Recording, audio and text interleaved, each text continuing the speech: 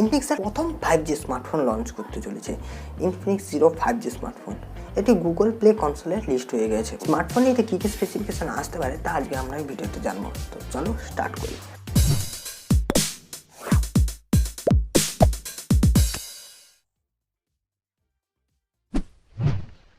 Infinix zero 5G স্মার্টফোনে bezel-less display দেখা যাবে এবং পাঞ্চাল কার্টওয়াচের সঙ্গে আসবে। পেছনে থাকবে ট্রিপল রেয়ার ক্যামেরা, লেফট সাইডে থাকবে ভলিউম আপ ডাউন বাটন, আর রাইট সাইডে থাকবে ফিঙ্গারপ্রিন্ট যুক্ত পাওয়ার বাটন। স্মার্টফোনটিতে 6.67 ইঞ্চের full HD plus AMOLED display use করা হয়েছে, যার রিফ্রেশ রেট রাখা হয়েছে 120 হার্টজ। এই স্মার্টফোনে ডাইমেনসিটি 9000 প্রসেসর ইউজ করা হয়েছে।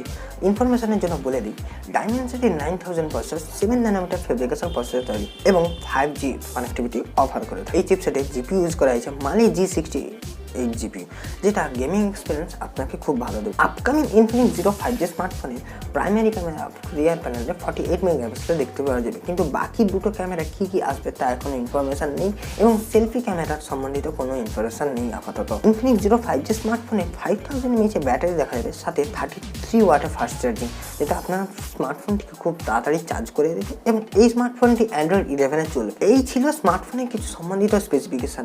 যদি ভালো লেগে থাকে ভিডিওটিকে তাহলে লাইক করে দিন। এছাড়াও এই স্মার্টফোনে আরও অনেক তথ্য বাকি রয়েছে।